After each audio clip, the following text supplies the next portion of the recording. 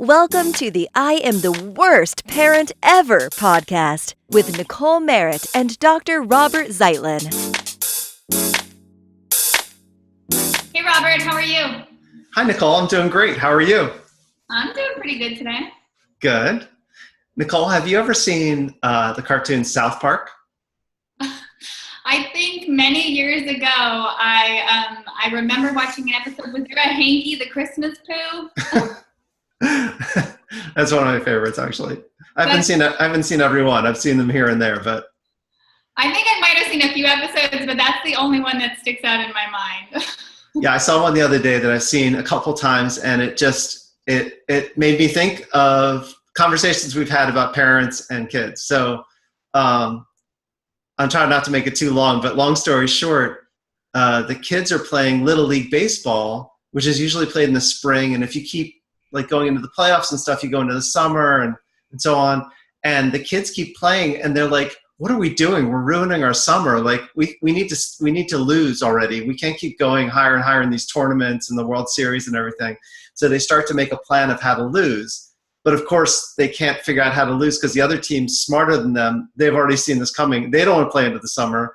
So they start to lose even harder. Like they start to lose on purpose, and it becomes a competition between the kids. And all of a sudden, this little South Park team finds himself in the World Series of baseball, and they're like, we're blowing our whole summer. But at the same time, what's happening with the parents?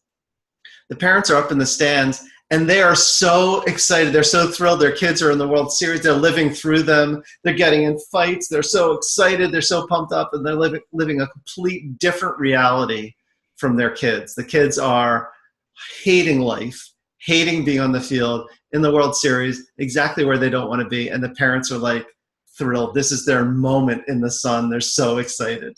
My goodness, it's such a metaphor for life, right? I mean, I feel like parents every day were like, oh, our child can't have the worst art picture. They can't get the slowest score in the swim lap. Oh, my child can't be the child that can't do a cartwheel. We have all these little false, milestones or goals that we say our children have to have. And it's not that we want them to have them so that they reach it, but so that I haven't parented well enough. I'm not going to be in the cool parenting crowd or the good parent because my child can make the World Series of baseball. I mean, it's sad, but it's a true reality that's present right now. No, I agree. I don't know half the time if parents are doing it because they're living out their childhood or because they're really concerned about their kids and they want them to have an opportunity or they're worried about the future. I don't know. What do you think?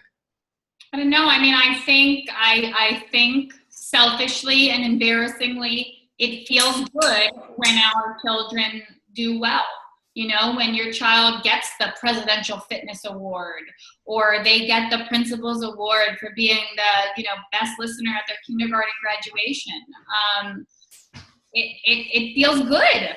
It feels like maybe it's a reminder that you're doing something right. I think we incorrectly, but I think we use that. We use, like, a lot of times I doubt myself and how good of a job I'm doing. And sometimes it's hard to see the fruits of your labor when you're in the thick of it. So when there are, awards like that or ways for me to get noticed, it's almost like a reminder to myself, like, yes, I am doing a good job. Where it should just be the smile on my child's face. Right. It shouldn't be the principal award, Right. You reminded me of a line from another TV show. I don't remember which one, but the kid says something that's factually just totally wrong. And the uncle's like, what are they teaching you in school? And he's like, duh, how to pass the test so I can get the school more funding. Oh my goodness. But I mean, yeah. I was gonna say, it's just like parents. It's like, what are we grading ourselves on? Are we grading ourselves on how successful our kids are? Are our schools really? And this is one of my beefs with education. I have plenty of them. We could go on, but like, why are we grading our schools based on how the kids are doing? Like, that's just it's using kids and not in the ways that we want them to grow, to have experiences and to learn about themselves. Instead, we're kind of like, they're becoming scorecards. Right. No, and I mean, and that's us parents are doing the same thing, and I think that it breeds from maybe a lack of confidence, at least in my case. Like, the reason that stuff feels good for me is because I have, a decent amount of self-doubt. And, decent amount of self-doubt. That's good. A good enough amount. I did a good quantity of self-doubt. Hey, I'm being honest. But I think, and it's not to say that, people that go to work and have a job outside of the home don't have it. Yes, you do have it. I know that you have it when you turn, a project into your boss or whatever it is. But especially for those mothers or dads that stay at home, you don't have a performance review. We've talked about how you should ask your children how you're doing, but you don't have that.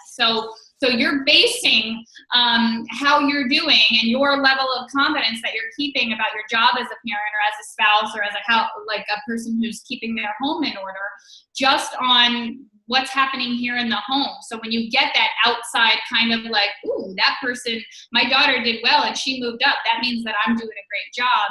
You kind of take that and you feed off of it, and then you try to find another, activity or area where you can get that, because you're getting those bits and pieces of confidence from that.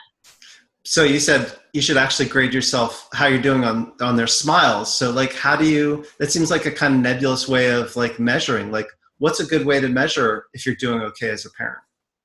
Right. So one of my original, I think one of the first week I started the blog, there is one that says, I vow to never measure my happiness by anything other than the giggles from my kids and the size of their smile, which obviously is very hard for me to do on a day-to-day basis, but it's the goal of where I want to be. Yesterday we had a really good day. Obviously they're give and take. It's a summer day with 3 kids under the age of 7. There's going to be tantrums, there's going to be meltdowns. But yesterday, for the most part, everybody behaved and listened, and I barely yelled. I yelled a little bit, but just barely. But at the end of the day, we all went to bed with a smile or a giggle or a laugh, and I think that's the happy medium. That's awesome. A low yell day. It can't be a perfect no yell day, but a giggle and a laugh and a happy ending of the day. That's awesome. I have to set my expectations for myself at a level where I can reach them. No, but that sounds so, did you wake up this morning and say, I'm going to have another one of those days by hook or by crook? Or did you just have a happy, warm memory of it? A little bit of both. I feel like a good day breeds into a next good day, but then again, a bad day for me also breeds into a good day, because I go to bed on the bad day thinking I got to be better the next day. But sometimes it's just a series of bad days. But eventually I come out of it. Well, I think it's a good attitude to have, either to go to sleep after a good day and say, let's have another one, or a bad day and say, let's not have another one of those. Right. But I think that we struggle as parents with our confidence, and then our kids see us struggling, and I tell my daughter when a blog post gets picked up by a big media site, because then I feel validated. Why didn't I feel validation when I published it on my own site? Right. So you have to be careful with what you're exemplifying for them. It doesn't matter that she gets the 100 on the test. It matters that she tried hard and she put on the paper her best work possible. So you got to be careful. Yeah. I working with kids, sometimes I work with high flyers, kids who are trying to get into the next level of school, or my favorite is actually working with student athletes, kids or teens who have a sense of confidence, even a little bit of swagger, that they just know what it feels like to be in the zone. So the metaphor is for a football player, like a quarterback. who gets the ball, at the beginning of a play and then looks downfield and has to make these snap decisions on that person's covered, that person's going to go there. Like they have to see sort of this 3D game, right? But in football, they call them check down. So he's check down, looking at the different ways that the play could go. And I see these student athletes in my office when we're talking or we're doing academic testing, and I can see them mentally go through things almost like a chef would take an ingredient and say, nope, not going to use that, carve this up, just have a visual sense of a problem solving ability that starts to feel looks like confidence, but it starts to almost feel like they're in a zone, a little bit of a swagger. Now, can I ask you, what if I were to say that their swagger makes, Joey over here feel bad about himself? Like you being able to look down the field and see 10 different options or see this math problem and no, it's definitely not A, and I go right to B. What if your child's swagger is making another child feel bad about themselves? What do you do then? Should you tell the child that has that confidence to tone it down, or what do you do? What do you think? Well, here's my feeling about that. I think it may intimidate as many kids as it actually inspires. So I don't think it's something to tone down. I think most of the flack that we end up hearing is actually from other parents and not from the kids. Because some kids might be intimidated. We all get intimidated, as people, our peers intimidate us. But we also look at other people and we think, wow, I'd like to be able to get through a rough day and be able to smile like that mom. So kid to kid, I wouldn't actually suggest they tone it down. I don't think the kids are, they can be a little mean sometimes, but I think it's also, you don't hear from the kids that are being inspired. What you hear is the vocal parents who are trying to protect their own kids' status or future or, and I think often they're coming from a place of fear and anxiety too. I don't know. What do you think? I think it stems with us. I think if you're the parent of the kid that has the swagger, you raise him to know how to use it appropriately, to be humble about it, to not be overly cocky or mean or put down others, to be encouraging of others.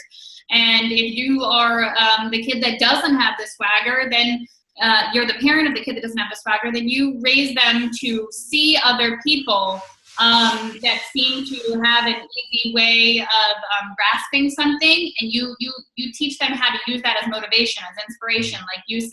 So I think if us as parents are doing the correct job with our children and either encouraging them to do this or to do this, then I don't see how it could be a problem for them. Like you said, it's going to be maybe a problem for us because we're using it as our scorecard. If our kid is not the kid with the swagger, I must be the worst parent in the world. But that's right. And you get past that, and then, like you said, you get to the point of saying, let me point out that Johnny made the travel team. Johnny would always work a little extra, and so he obviously that paid off. Maybe would you like to, instead of you should work more, or look at Johnny, or my mom would always talk about the twins on the bus. The twins on the bus that her mom always looked at, and she's like, why aren't you like your siblings, with them? And it's if you're just sort of throwing it in your kid's face, that's one thing. But like you said, if you're figuring out a way to give them ways to become like that, not you should practice more, but do you want to go throw? Can we? Right. And confidence, I think there's misconceptions about confidence. Confidence doesn't have to mean that everybody likes you. Confidence doesn't mean that you are successful. Confidence helps you get to those places, but that's not the defining. That's not the only way to get there, and it doesn't mean that every confident person is successful or that every confident person has a lot of friends. Right. So I think there's a lot of misconceptions around confidence. Definitely. I definitely think so, because I have a lot of parents that come to me and say, I've been working on my kid's self-esteem, but it's not working. What can I do? And confidence and self-esteem are linked. And actually there's something in between, which is a sense of competence. You feel confident when you feel like you can do something. and then your self-esteem is sort of a byproduct of that, and it can rise. Or you don't feel confident. When you don't feel like you can do things, you don't feel confident, and so your self-esteem kind of spirals down. So parents are always asking me, what can I do to build my kids' self-esteem? And the challenge is you actually can't build someone else's self-esteem. They have to do that from within. But that confidence is actually a place that gives you a target area that you can work on. Like that, if that's an area that's growing, that's where self-esteem is actually growing, and you can actually help that grow. You can't make it happen out of nowhere. Right. And my take on that is that preparation is key. Like for me, I feel most confident when I am prepared. I've always been like that, whether it's the test or a speaking gig or on the soccer field. When you take the time to prepare in whatever form that is, and maybe you can prepare with your child, if they're worried about something, role play it or practice it. Whatever you need to do, preparation for me is key to confidence.